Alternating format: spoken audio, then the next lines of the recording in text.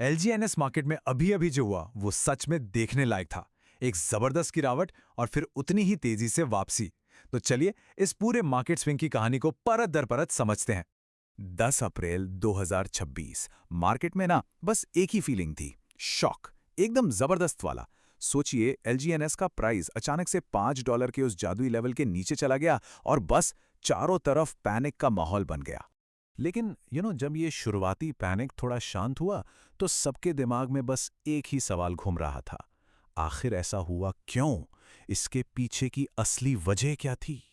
अच्छा, तो जो कुछ भी हुआ उसे ठीक से समझने के लिए हमें थोड़ा पीछे जाना होगा। चलिए उन क्रूशल 72 घंटों की टाइमलाइन को देखते हैं जिसने मार्केट का पूरा गेम ही पलट दिया। अब जरा इन डेट्स को ध्यान से देखिए।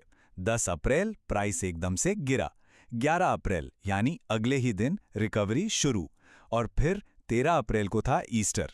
क्या ये सिर्फ एक इत्तेफाक था? नहीं, इन तारीखों का कनेक्शन ही इस पूरी कहानी का सेंटर पॉइंट है। और देखिए, ये कोई धीरे धीरे होने वाली गिरावट नहीं थी, नहीं, ये एक झटके में हुआ। कीमतें इतनी अचानक और इतनी तेजी से नीचे आईं कि क्या छोटा क्या बड़ा, हर इन्वेस्टर घबरा गया। मार्केट में एक अजीब सी बेचैनी फैल गई थी। और कीमत गिरकर कहां तक पहुंची? $4.55।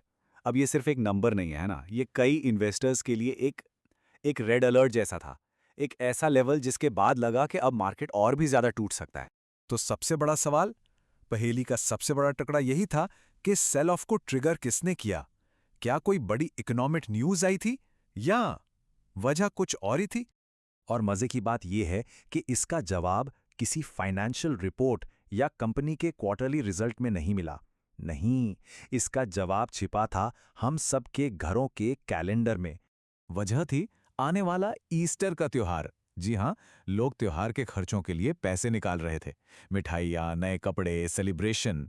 अब जब एक दो लोग ऐसा करते हैं तो फर्क नहीं पड़ता, लेकिन सोचिए जब हजारों लोगों ने एक ही टाइम पर ऐसा किया तो मार्केट पर कितना बड़ा सेलिंग प्रेशर बना होगा। लेकिन पिक्चर अभी बाकी थी, कहानी यहां खत्म नहीं हुई। तो चलिए अब अगले दिन पर चलते हैं और देखते हैं कि मार्केट ने इस झटके को कैसे झेला। और कमाल देखिए, जितनी तेजी से पैनिक फैला था ना, उतनी ही तेजी से 11 अप्रैल को मार्केट में एक राहत की लहर दौड़ गई। इन्वेस्टर्स को यह बात समझ आने लगी कि अरे, ये गिरावट किसी बड़ी फंडामेंटल प्रॉब्लम की वजह से नहीं थी।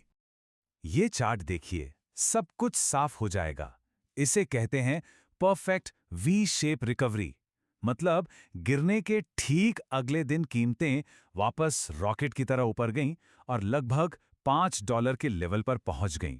ऐसा लगा जैसे कल कुछ हुआ ही नहीं था।